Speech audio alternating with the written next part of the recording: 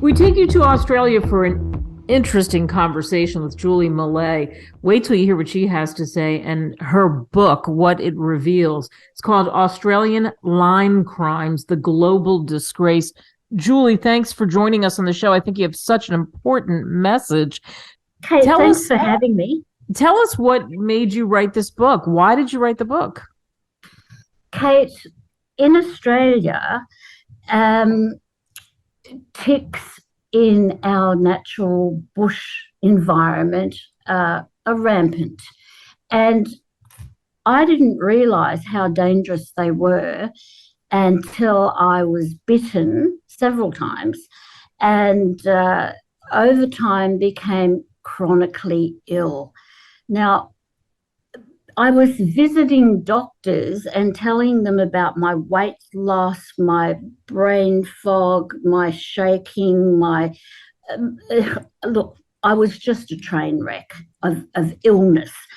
And nobody would take care of me. I was humiliated. I was laughed at. There was nothing wrong with me. It was all in my imagination. And I knew that it wasn't. So Lyme disease is a tick-borne assassin.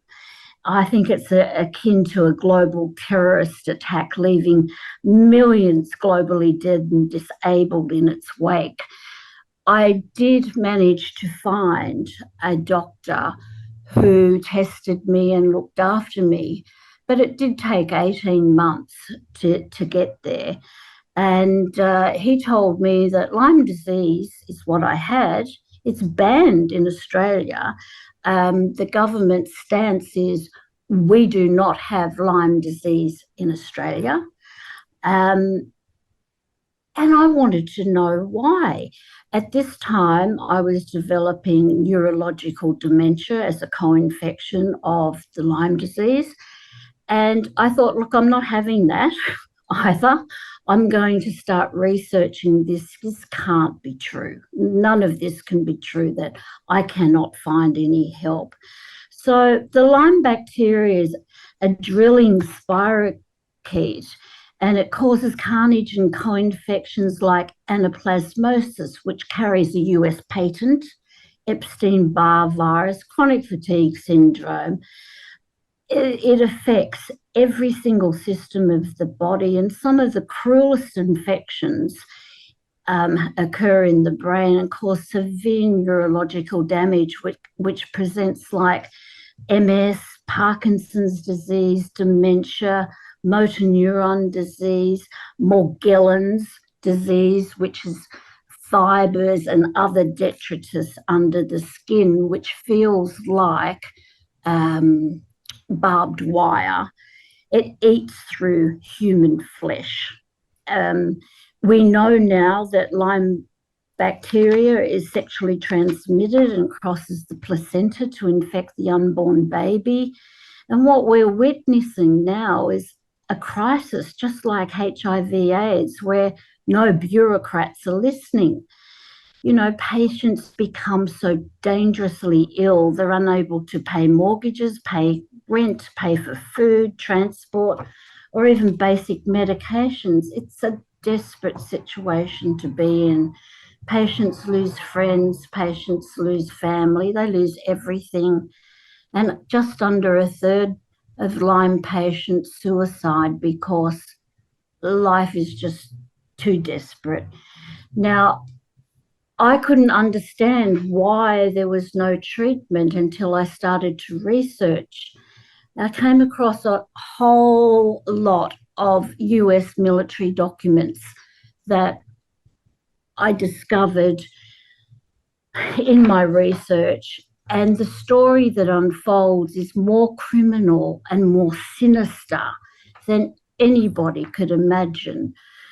During the Cold War, the US repatriated Nazi scientists who escaped the Nuremberg trials to come to America, Plum Island especially, and Fort Detrick, to work on creating tick bombs. And this was meant to slow down the enemy in the future. But what they did was make ticks more dangerous, more toxic. They were hand-fed, if you can believe it, and then placed into this contraption called the golf ball. And it's a 1,000,000-litre vat full of toxic ticks.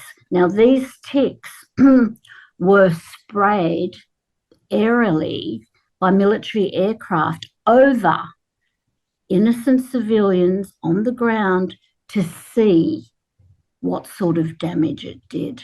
Wow. Now, can you imagine 1,000,000 litres? I don't know if you know what that converts to, and I don't, in gallons, but it's got to be something. An astronomical number. Exactly.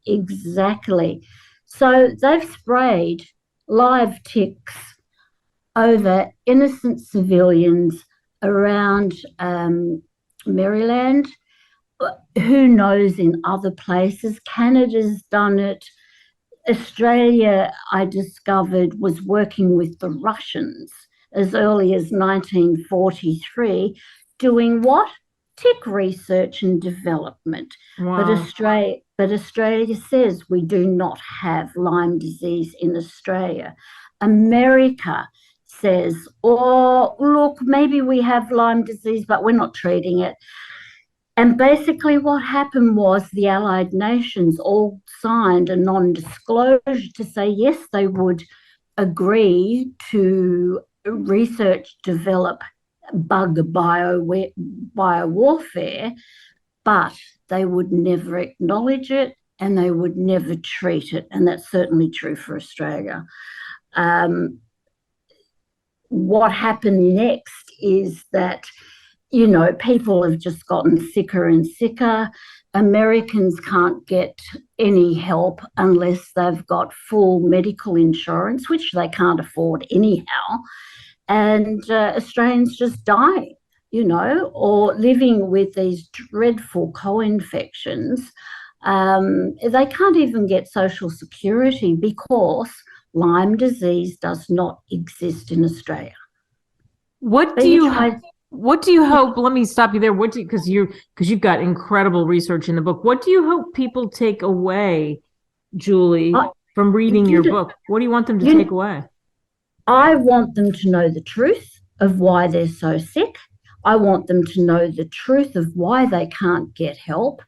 And I want bureaucrats on the globe to say, oh, I think we've been done now. We've been discovered.